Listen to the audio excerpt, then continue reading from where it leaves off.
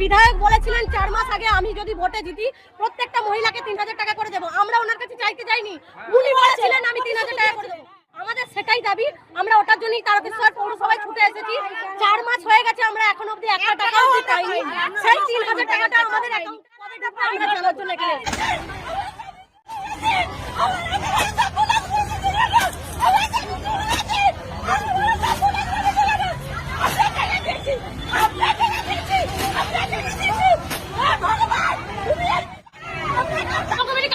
আচ্ছা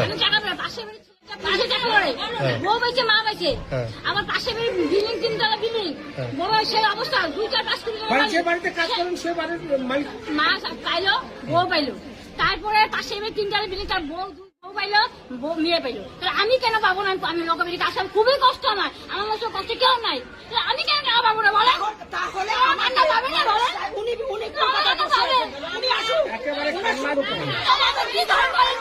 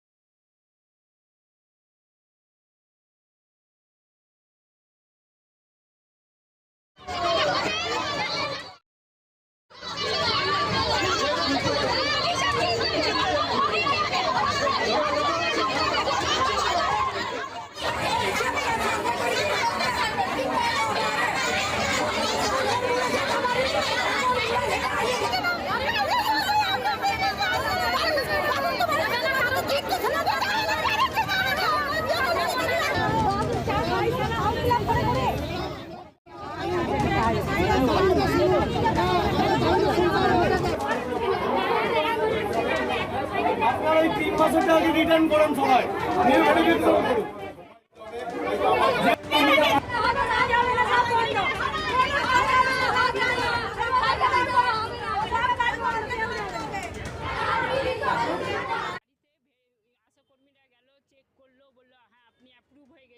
তারপরে এখানে এসেও দেখলাম অ্যাপ্রুভ, আর কাল যখন পোর্টাল খুললো বলছে for the verification inquiry in the 3 room.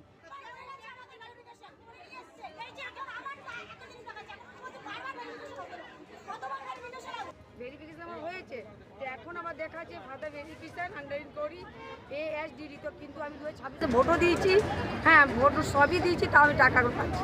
4 মাস থেকে অনলাইন অফলাইন এরকম হয়রানি হয়ে গেছি করতে করতে। এসডি অফিসের এই নিয়ে 16-17 বার চলে আসলাম, এখন অব্দি আজকে এসে বলছে আপনাদেরকে বলতেছে যে আপনাদের ইনকোয়ারি হয়ে গেছে, হয়তো আপনাদের এখানে ভোট নাই, ওইখানে ভোট হয়েছে, অত নম্বরে ভোট হয়েছে। ভোট হলো আমার 1 নম্বর ওয়ার্ডে, আমার কি করে দেয় 16 নম্বর ওয়ার্ডে ভোটটা? স্ট্যাটাস চেক করতে স্যার, আমি 4-5 দিন ধরে আসছি, আমাকে বলছে আপনার পেন্ডিং আছে। আমি বলেছি স্যার কি করব, না বলেছে কিছু করা লাগবে না। এখন আমি কালকে রাত্রেবেলা বাড়িতে চেক করেছি, বলছে আন্ডার প্রসেসিং আছে। এখন চেক করেছি, তাও বলছে আন্ডার প্রসেসিং আছে। এটা কেন হবে?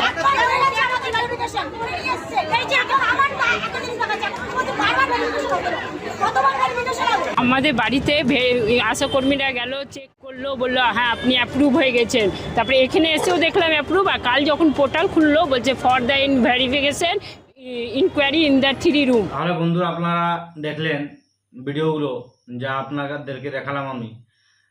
জেলায় জেলায় বিক্ষোভ হচ্ছে বা ব্লকে ব্লকে বিক্ষোভ হচ্ছে অন্নপূর্ণা টাকা না পাওয়ার জন্য। এসডিও অফিসে, বিডিও অফিসে, নানা দপ্তরে, রেলওয়ে স্টেশনে, আইনের উপরে বিভিন্ন জায়গায় মহিলারা এই প্রতিবাদ করছেন কি তাদের অ্যাকাউন্টে 3000 টাকা কেন এলো না অন্নপূর্ণার জন্য, এবং যারা যারা পাননি তাদের কি করণীয় আছে এখন বা তারা কি করবেন সেই প্রসেস আমি এই ভিডিওর মাধ্যমে জানাবো আপনাদেরকে। তার আগে আপনাদেরকে একটা ছোট্ট রিকোয়েস্ট আছে বন্ধুরা, চ্যানেলটি যদি সাবস্ক্রাইব করে না থাকেন চ্যানেলটিকে সাবস্ক্রাইব করে বন্ধুর সঙ্গে শেয়ার করে দিবেন। ভিডিওটি যদি ভালো লাগে তাহলে লাইক করে দিবেন। নমস্কার বন্ধুরা, আশা করি আপনারা ভালো আছেন, সুস্থ আছেন। চলুন ভিডিওটি স্টার্ট করি। তো ব্যাপারটা হচ্ছে বন্ধুরা, যেভাবেই সরকার প্রতিশ্রুতি দিয়েছিল কি বিজেপি সরকার বা শুভেন্দু অধিকারী সরকার হলেই প্রতিটি মহিলাকে 3,000 টাকা করে মাসিক দেওয়া হবে, কিন্তু এখন দেখা যাচ্ছে পুরোপুরি মহিলারা বা সম্পূর্ণ মহিলারা এই টাকা পাচ্ছেন না। কিছু কিছু মহিলারা বাকি থেকে যাচ্ছেন এবং ম্যাক্সিমাম মহিলারা পাচ্ছেন, কিন্তু কিছু কিছু মহিলারা পাচ্ছেন না।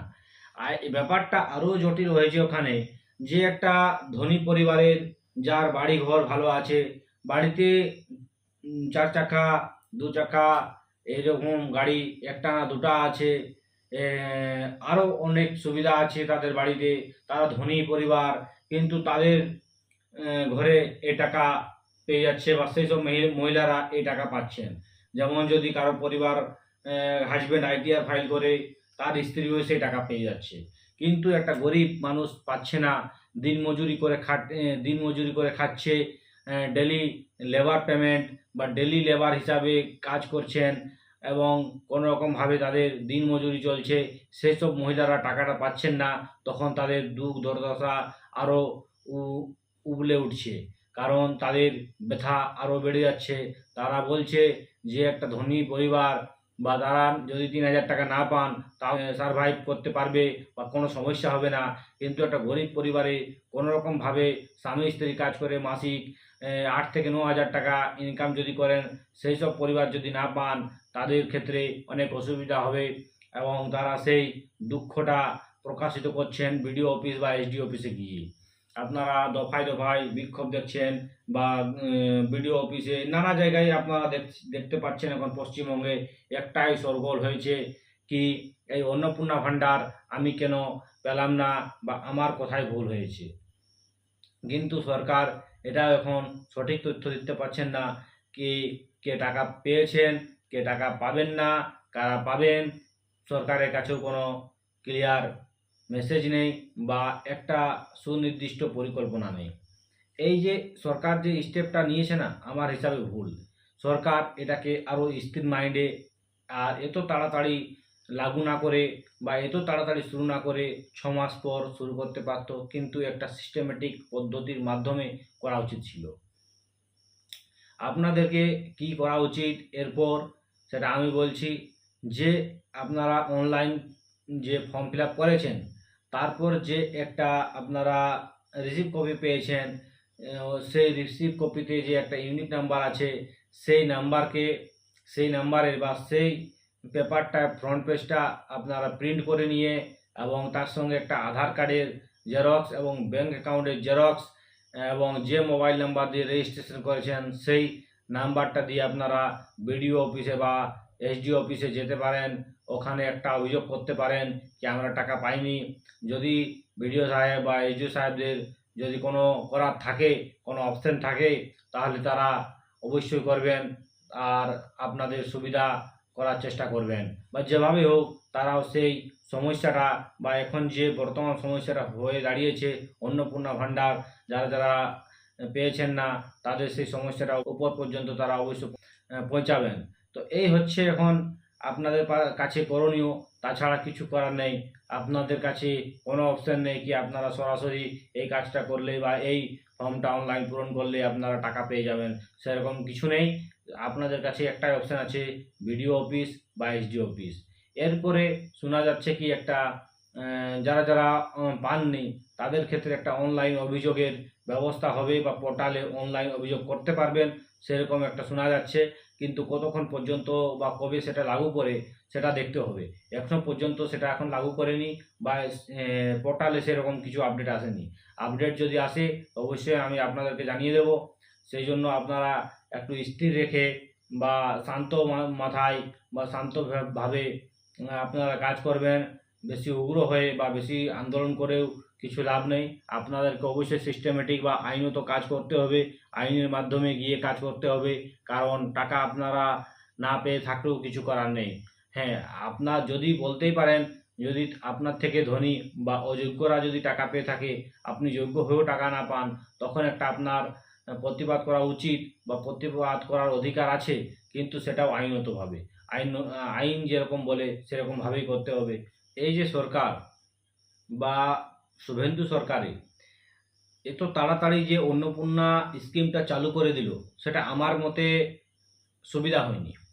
কারণ যে কোনো জিনিসে একটা সিস্টেমেটিক বা নিখুঁত করার যদি চেষ্টা থাকে বা নিখুঁত করার ইচ্ছা থাকে, তাহলে একটু সময় নিতে হবে। যে লক্ষ্মীর ভাণ্ডারটা ছিল তা কন্টিনিউ করে দিতে পারতেন 3 মাস 6 মাস পর্যন্ত সরকার।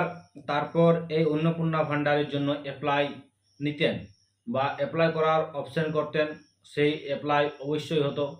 অ্যাপ্লাই হওয়ার পরে ভেরিফিকেশন হতো একটুকু নিখুঁতভাবে, হাউস টু হাউস গিয়ে বা গুপ্ত মাধ্যমে বা যেভাবেই হোক, সরকারের একটা ভালো করে ভেরিফিকেশন করা উচিত ছিল। সেই ভেরিফিকেশন করার পর 3,000 না করে 1500 থেকে 2,000 টাকা করতে পারতো। হলে কি হতো, সরকারের কাছে একটা সময় থাকতো, প্লাস টাকার যে একটা বার্ডেনটা সেটাও কম হতো। 3,000 টাকা করে প্রতিটা মহিলাকে দেওয়া রাজ্য সরকারের পক্ষেও সম্ভব হচ্ছে না, বা যদি সম্ভব হতো তাহলে রাজ্য সরকার কিছু ব্যথা করতো না টাকাটা দিতে। এই 3,000 টাকা একটা মহিলাকে একটা হিউজ পরিমাণ টাকা হয়ে যাচ্ছে। এই জন্য সরকার এটাকে একটুকু স্থির মাথাতে বা একটুকু সামলে নিয়ে করতে পারতেন। এই 1500 থেকে 2,000 করতেন, তার 1 বছর 2 বছর পরে আবার 2500 টাকা করে দিতেন। এইভাবে এটাকে করলে আমার হিসাবে ভালো হতো। এই যে এরপরে যুবশক্তি আসবে, তাতেও যদি এইভাবেই করে দেন, তাহলে আবার সরকার হাবুডুবি খাবে। কারণ এত টাকা, হিউজ পরিমাণে যে টাকা আছে, তা সবাইকে দেওয়া সম্ভব নয়। যদি আপনারা দেখেন, একটা পরিবারে যদি একটা ছেলে এবং একটা মেয়ে থাকে, আর স্বামী স্ত্রী একটা যদি 60 বছর না হয়, তাহলে তিনি অন্নপূর্ণা পাওয়ার অধিকার বা অন্নপূর্ণা পাওয়ার যোগ্য। তাহলে তিনি যদি 3,000 টাকা পান, আর মেয়ের বয়সও যদি 25 বছর প্লাস হয়, তাহলে সেও 3,000 টাকা পাচ্ছে। আবার একটা ছেলে যদি বড় হয়ে থাকে, তার বিবাহ হয়, তার যদি স্ত্রী হয়, তাহলে সেও 3,000 টাকা পাচ্ছে। এবং যদি যে হেড অফ ফ্যামিলি ও 60 বছরের উপরে হয়ে যাচ্ছে, সেও আর 1500 টাকা যদি পেনশন পাচ্ছে, তাহলে একটা পরিবারে 3 তিরখা 9,000 আর 1,000 1,500 পেনশন, তাহলে 10,500 টাকা একটা পরিবারে পেয়ে যাচ্ছে। শুধুমাত্র অন্নপূর্ণা ভাণ্ডারের ক্ষেত্রে সরকার প্রতিটা ক্ষেত্রেই সাবসিডি দিয়ে থাকে। সেই সাবসিডি যদি আরও দেখা যায়, তাহলে আরও প্রচুর পরিমাণের টাকা একটা পরিবার পাচ্ছে। তাহলে সরকার এত টাকা কোথা থেকে পাবে? আরেকটা যদি এক্সাম্পল আমি দেখি, যদি একটা হেড অফ ফ্যামিলির বয়স 60 বছরের ঊর্ধ্বে এবং তার স্ত্রীরও 60 বছরের ঊর্ধ্বে, তারা দুজনেই যদি পেনশন পাচ্ছেন, তাহলে 1500 3,000 টাকা। তার যদি দুটো ছেলে থাকে, একটা যদি বিবাহ করে থাকে এবং একটা যদি বিবাহ না করে, তো যে বিবাহ না করে থাকে সে যুবশক্তি 3,000 টাকা পাবে, এবং যে বিবাহ করে আছে সে তার স্ত্রীটাও 3,000 টাকা পাবে, এবং যে বিবাহ করেছে 40 বছরের কম হলে সেও 3,000 টাকা পাবে। তাহলে ভাবুন কত টাকা হচ্ছে। দুজনের 1500 3,000 টাকা, দু ভাইয়ের 3 6,000 টাকা, 9,000 টাকা, আবার তার বৌমা 3,000 টাকা, মানে 12,000 টাকা। তাহলে একটা পরিবারে কত টাকা পাচ্ছে বা সরকার কত টাকা দিচ্ছে, আপনারা যদি হিসাব করে থাকেন, তাহলে যে কোনো সরকারের পক্ষে সেই টাকা দেওয়া কোনো মতেই সম্ভব হবে না। হ্যাঁ, সম্ভব তখন হবে কি সব কিছু বাদ দিয়ে যদি এই টাকা দেওয়া হয়, কোনো ডেভেলপমেন্ট না করে, বা যে আমাদের ছাপাখানা আছে, নোটের ছাপাখানা, ওখানে নোট ছেপে যদি দেওয়া হয়, তাহলে তা সম্ভব। তা আপনারা কি মনে করেন অবশ্যই কমেন্ট বক্সে জানাবেন। ভালো থাকবেন, সুস্থ থাকবেন। আবার পরের ভিডিও দেখা হবে। জয় হিন্দ, জয় ভারত, বন্দে মাতরম। যদি ভিডিওটি ভালো লেগে থাকে তো চ্যানেলটি সাবস্ক্রাইব করে দিবেন। ধন্যবাদ।